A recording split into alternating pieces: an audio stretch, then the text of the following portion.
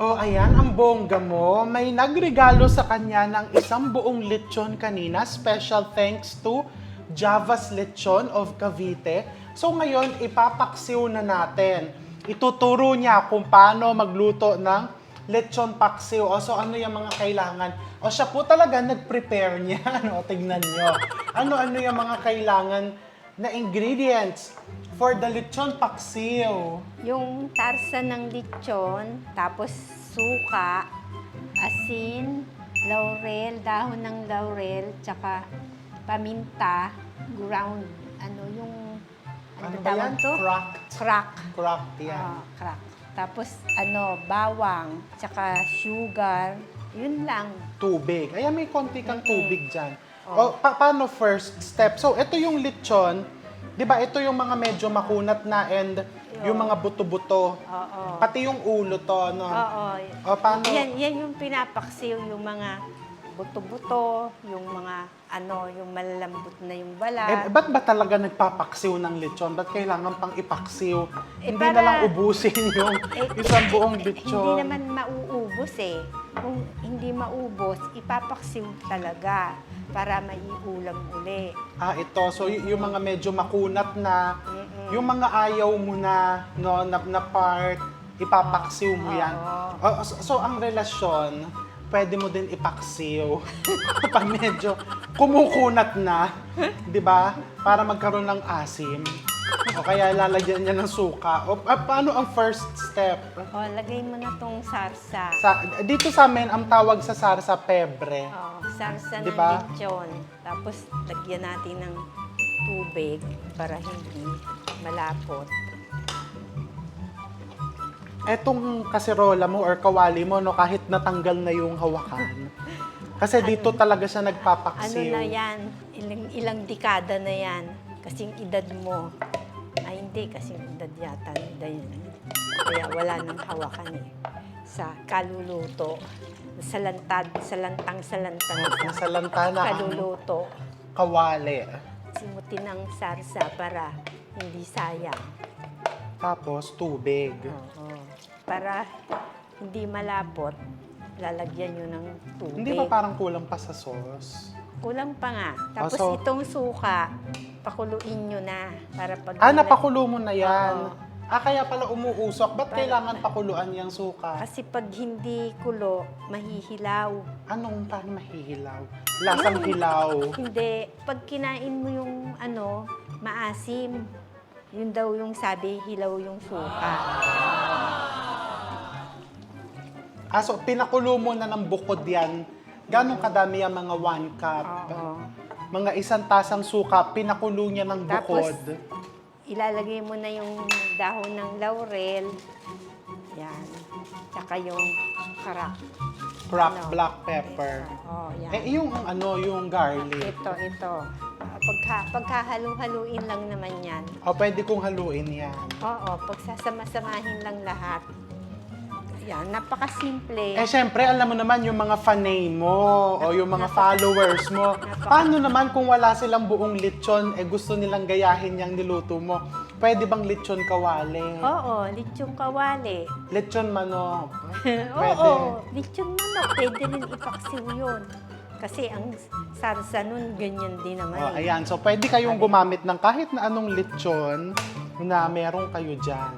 And pag naubusan sila ng sauce, ayan, yung pwede yung store-bought. Oo, dadagdagan pa. Pag kulang yung sarsa, dadagdagan nyo.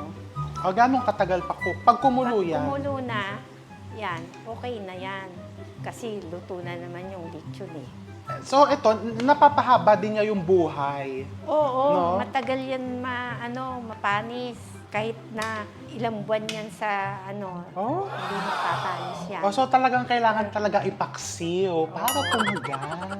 Para tumagal ang buhay. Diba? Kaya kung gusto mong tumagal ang buhay mo, magpapaksiw. Magpaksiw ka.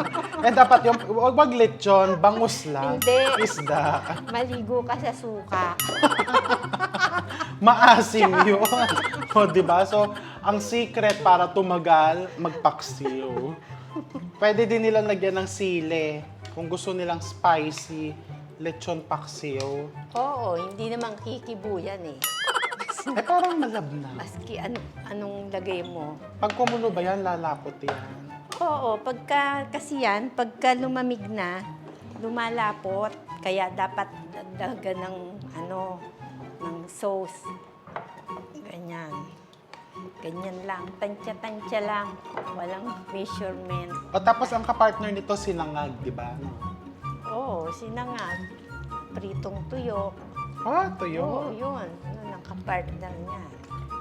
Anong araw yung tatay mo pag may paksiw, magpapaprito ng tuyo. Pwede kasi pang-breakfast. Mm. Ayan, so papakuluin natin yan and pag kumulo yan, okay na yon. O titikman muna natin. Dagdagan pa natin ng ano yan, lalapot yan eh. Pagka lumamig na, lalapot yan. Eh yung gusto ng iba, pag kumakain, sinasabaw sa kanin sauce, Yung sauce salsa. Oo. Yung iba mahilig kasi sa Sa kanin. Sa salsa. Sinasabaw sa kanin. Pagka konti lang ang nilagay mo, salsa, mauubos. No, actually, kasi na-absorb din ng laman yung... Mm-mm. Tapos ito, pwede mo ng tikman, lagyan natin ng asin. Hindi, lagyan mo ng asin bago mo tikman. Ay, Ay, ano ba yan? May map ka, like ka. mamaya na. Papamap mo agad eh. Matutungtungan ko eh. Tissue muna. Papamap agad eh. Magde-demo ka na ba ng pagmamap? Yung house cleaning 101. Tsaka na yun. Eh, O, siyempre, diba? kasi matutungtungan eh. Kaya Tsaka na siya, magde-demo siya ng house cleaning 101. Magde-demo ka nun, di ba? Sabi mo. Yung house cleaning 101. Eh pero ito, di ba, kahit mahaba ang buhay, wala din naman masyadong natitira kasi pinapamigay din natin eh, di ba? Oo. Pinapa-take home kasi favorite niya si Megastar, so balutin mo ako. O ayan si Bambi, naamoy na ni Bambi yung paksi. O Bambi! O, pwede din naman mas maliliit ang chop-chop, no? Kaso nadudurog. Oo. Lagyan natin ng konting sugar, pangpalasa. O kasi ayan yung parang pinaka-flavor enhancer mo, no? Oo. Sugar. O ang simple-simple lang ng ingredients. Eh, yung mo, may niluluto kayong paksiw na bangus. O yung gusto mo din ituro sa kanila yun. Naku, ang dali-dali lang eh. Eh, syempre sa'yo, ako nga, hindi ako masyadong marunong magluto ng mga ganun. At saka yung mga recycling 101, o tingnan mo yung lalagyan niya ng asukal, o. Diba? Recycled yan, pakita mo yung lalagay niya ng asukal, o. Ano yan? Ano ba pinaglagyan yan? Yung parang chocolate, ano ko Oo. yan?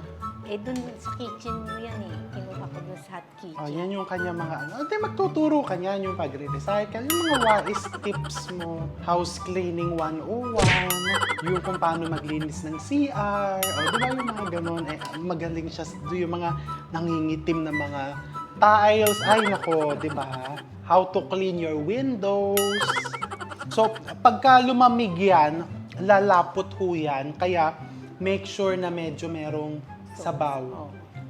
Gusto din ni Bambi sumali sa video mo. Bambi, din sumali sa video? Si Bambi mo? So, eto ang kanyang paksiw na lechon. O, dapat ikaw maghalo-halo ng konti. Baka sabihin, hindi mo recipe.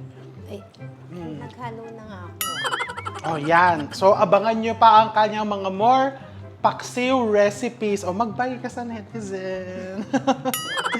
Mag-buy ka na sa netizens.